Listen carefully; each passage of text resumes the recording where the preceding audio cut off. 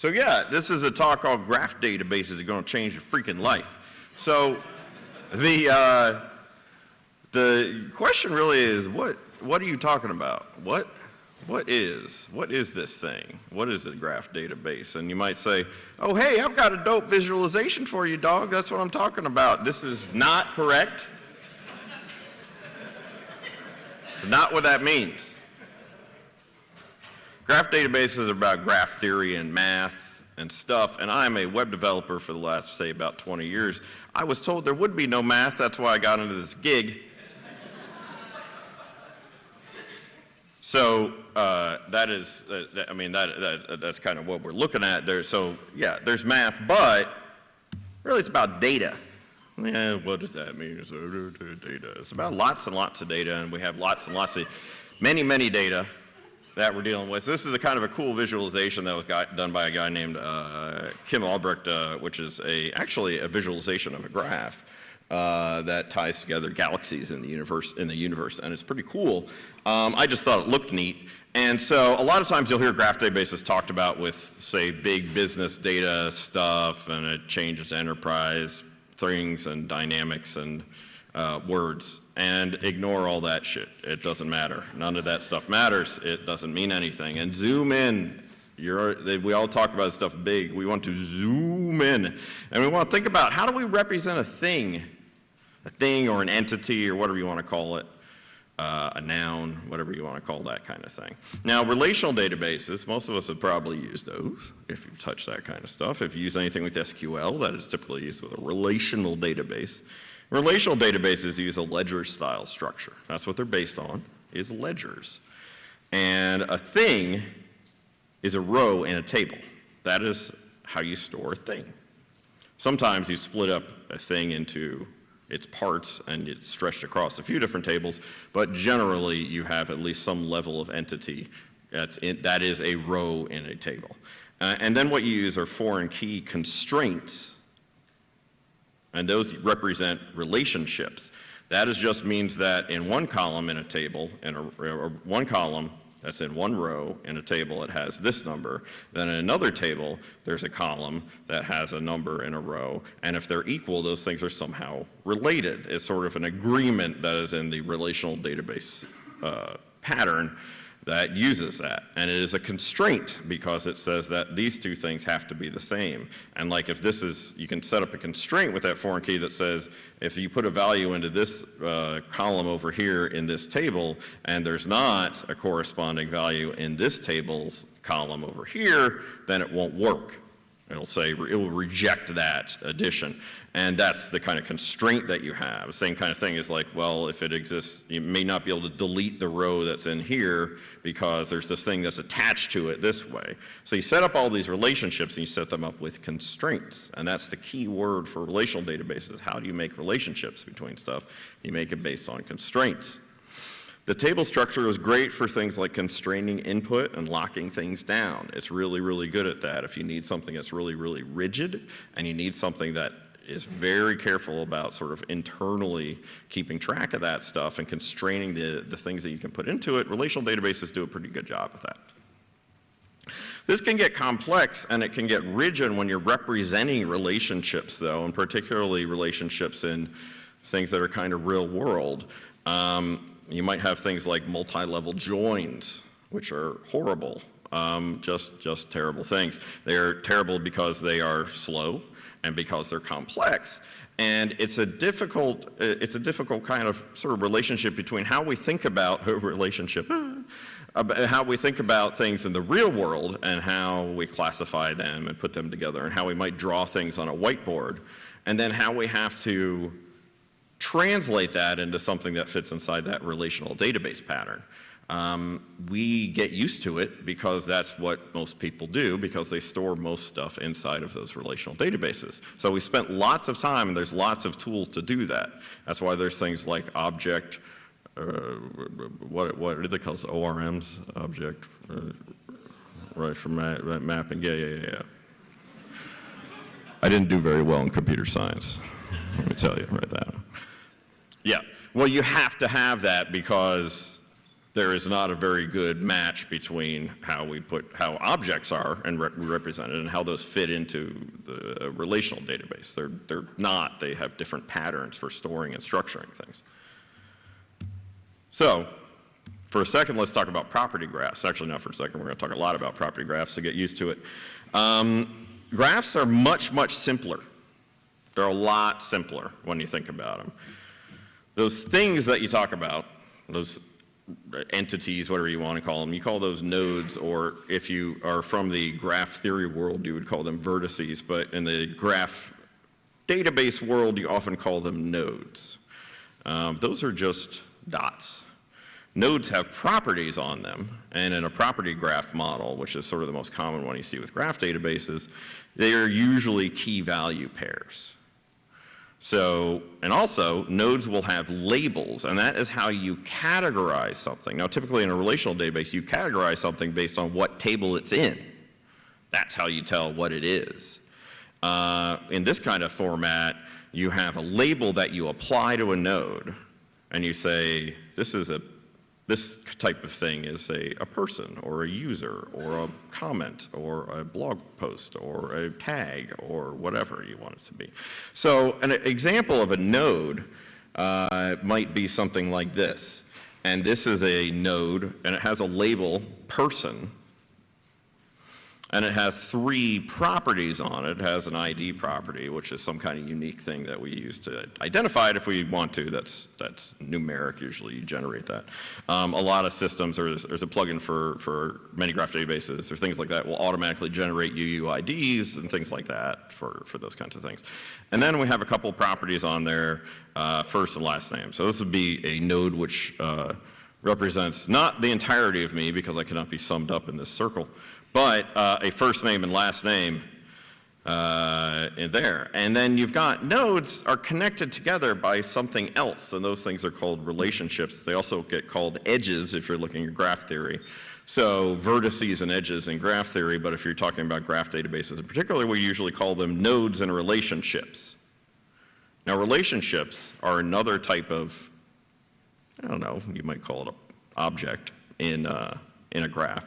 And relationships have a type, typically. That's the type of relationship it is. And they usually have a direction. It varies. Some can be bidirectional, some can only be unidirectional. They have a direction, though, that they face. And they can have properties as well. So if you got a setup with 2 nodes, this is a real simple setup. You got 2 nodes, both of them are type person. They have that label of person that you've applied to it. So we know that these are person nodes. Those are person entities, or they represent those kinds of entities. And they both have similar properties, but they don't have to. Typically, graph databases don't necessarily enforce schema upon the properties. And then there's a relationship between them, and it's a directional relationship. And that relationship is child of, and it points from the child to the parent. And then there's a property on there of when that relationship was created, which was 2002, when Finkler exploded into the world. So at the end of it, it's just dots and lines. It's dots and lines all the way down from top to bottom. That is what a graph database is. It is dots and it is lines. In a lot of ways, that's simpler, which tends to be appealing. We usually want simpler things.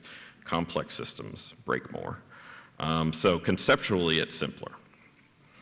It's also more powerful, and it's more powerful specifically when the meaning is in the relationships, when you find a meaning in the relationships between data.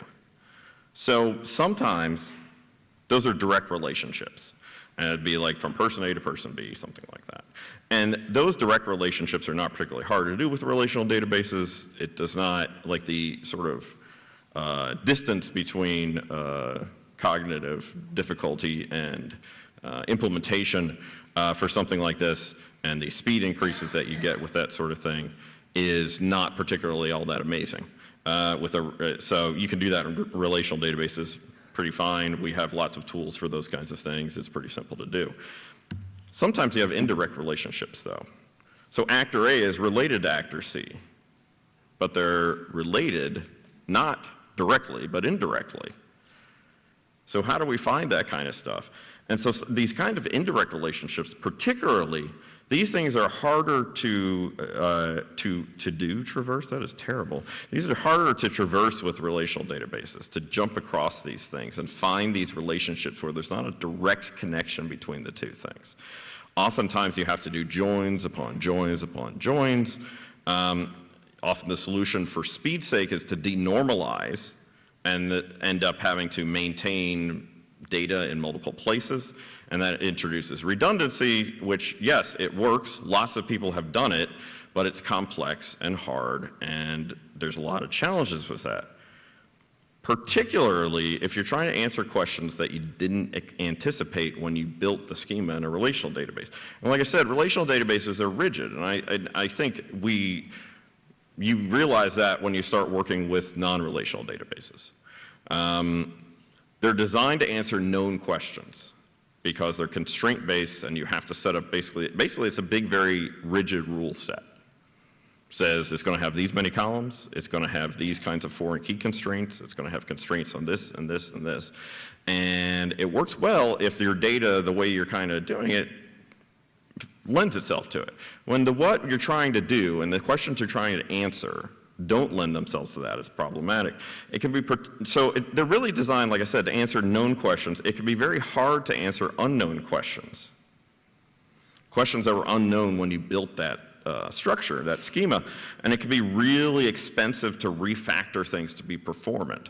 So even if you can write a query that could can find, say, indirect relationships between data within the data set, it is probably slow and not performant in other ways too, memory and CPU, all that kind of stuff. So let's say you're the back-end dev or the DB person who handles this kind of stuff and writes these queries that pull data out of a large data set.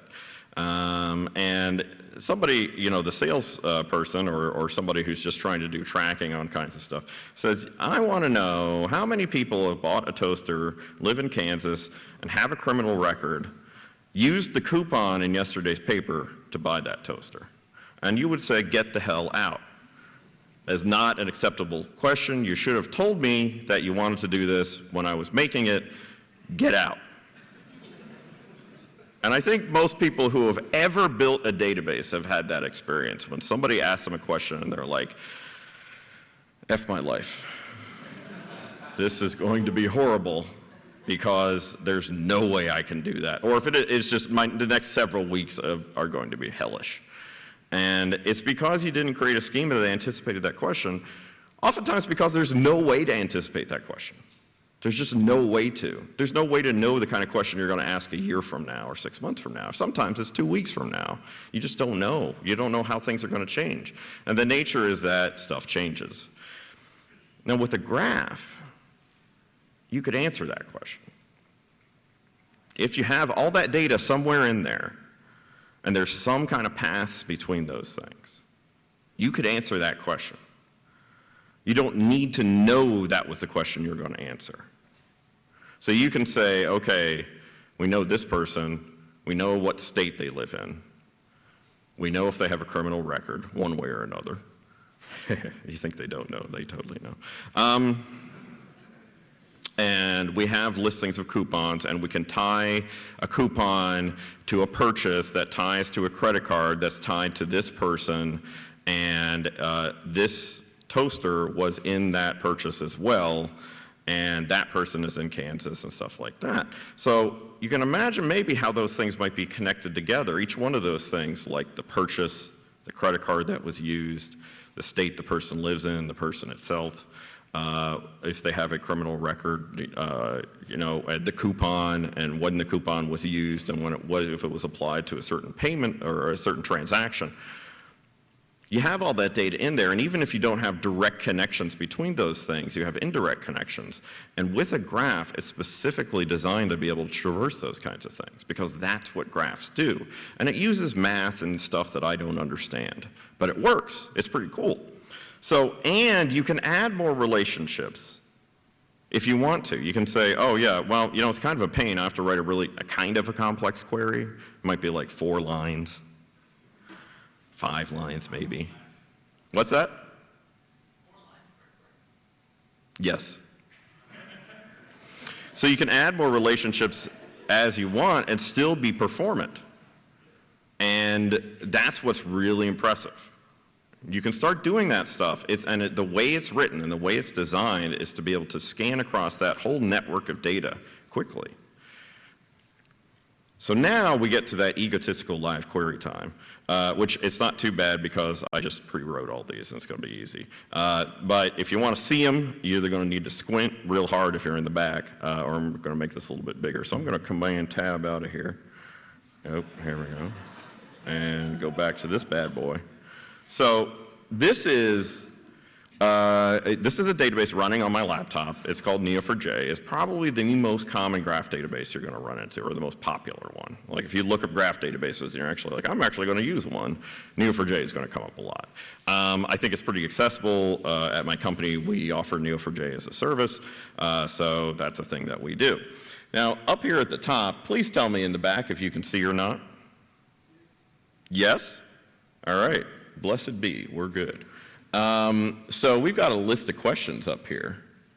And that's what that query is that I've kind of pre-filled in.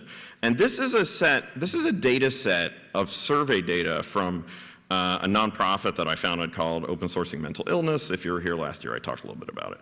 But this is from the 2016 survey data that we had. And I'm just going to show you how you kind of extract some different kinds of data out of that kind of stuff using graph queries. And Neo4j supports this query language called Cypher. And it kind of looks like ASCII art to represent relationships. There are other ways and other languages that are used to traverse databases. A common one is called Gremlin, which is a DSL written in Groovy.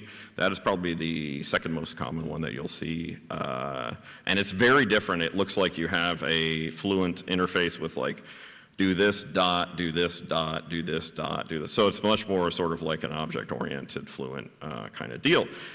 This is more like SQL. So to some extent, you can probably kind of figure out what's going on here.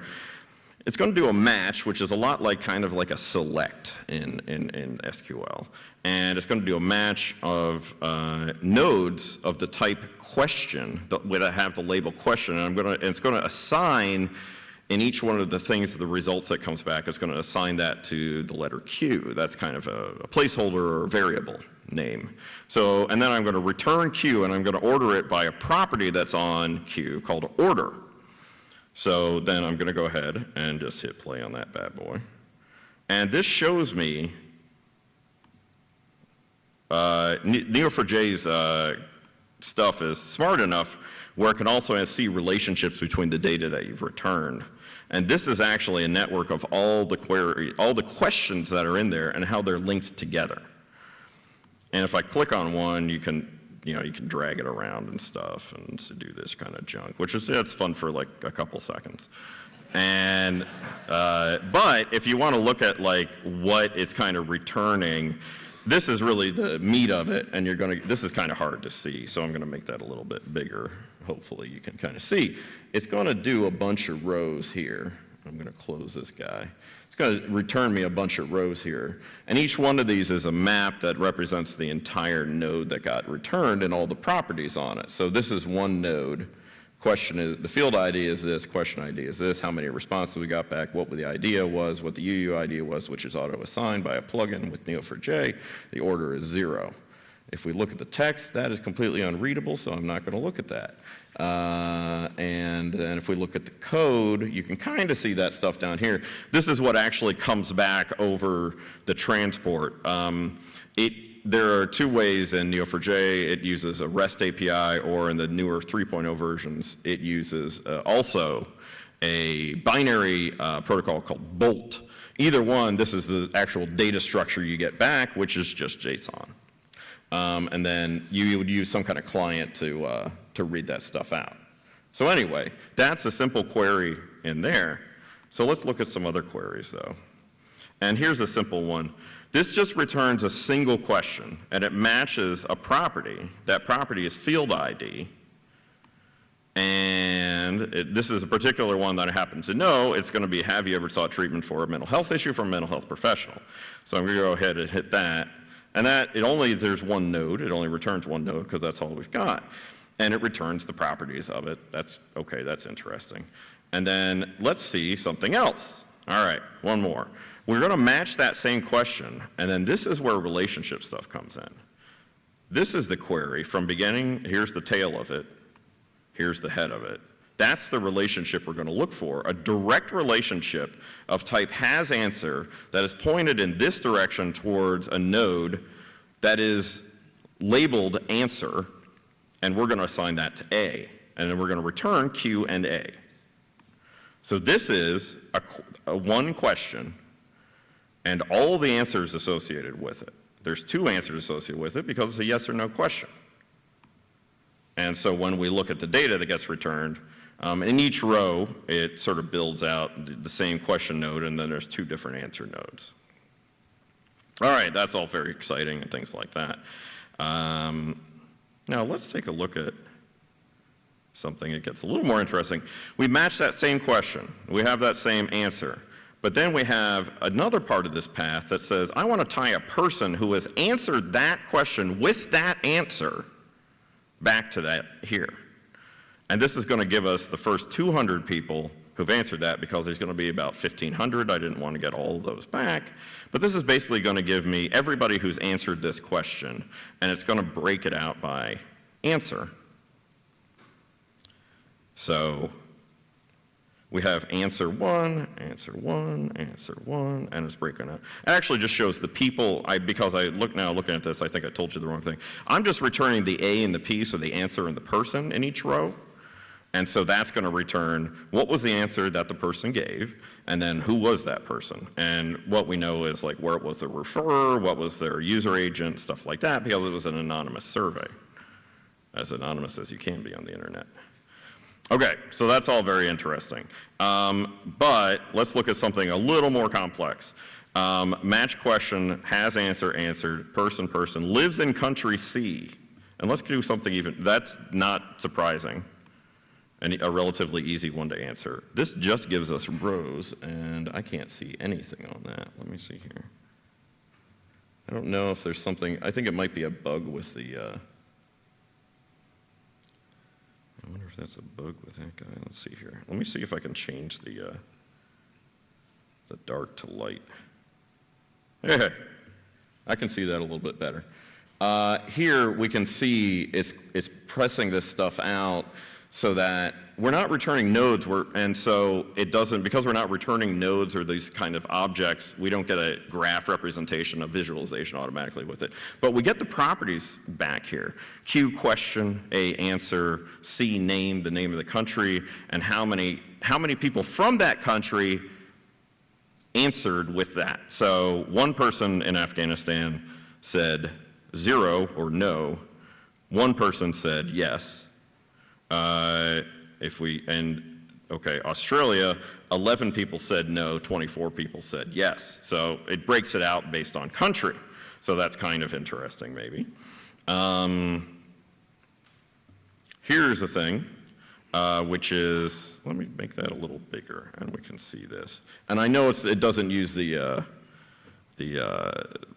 syntax highlighting anymore, but you still hopefully can kind of see fairly well how it goes. This is going to give us percentages of the current diagnoses, and it shows us doing a couple different things here. I just want a count of all the people. So I match P person, and then with count P as person's total, I pass that value in then to the next match, which is the thing that you can do with Cypher to sort of filter down through steps. And in this case then, what I'm doing is, then I'm getting a count of all the people who have a current diagnosis. And so my next step is I get a count of that, count RCD, which is actually counting the number of relationships and what comes back. And then I pass both of those back, diagnosed total, person's total. Then the third match is really what's interesting, where I'm matching person who has a relationship to called current diagnosis to a disorder with count P as count, D is like the name of the diagnosis, then the diagnosed total and the person's total, and then I return all this stuff. And here, when I'm doing stuff here, what I'm doing is I'm calculating it as percentages as opposed to just raw numbers. You of course could do that on the application side, but that's kind of what you're looking at. So let's run that, and that gives us these numbers here. And it does that pretty quickly, I think, which is sort of interesting. You can see some counts on here, 133 milliseconds. Now that's all very fine and dandy and real interesting, but here's a more complex thing, and I think it'll show you how powerful some of these things can get. This is the incidence of self-diagnoses without a corresponding diagnosis by a medical professional, compared to whether or not that person's employer has provided mental health coverage. So how can I answer that question? If you were looking at this in a relational database, there's going to be a number of joins that are probably happening. Question to answer, and then if answered, self-diagnosis and professional diagnosis all represent pivot tables. Then you're probably looking at a question to answer, person to answer, person to person self-diagnosis, diagnosis, person to professional diagnosis, diagnosis, and diagnosis relationship would also likely be a pivot table. I'm not good with that stuff, but I help a friend of mine who was much smarter at those things help me write that. But we did write this out. I'm going to pull the profile out because that's not something we need. That is a way to actually sort of like see how things perform and what was happening.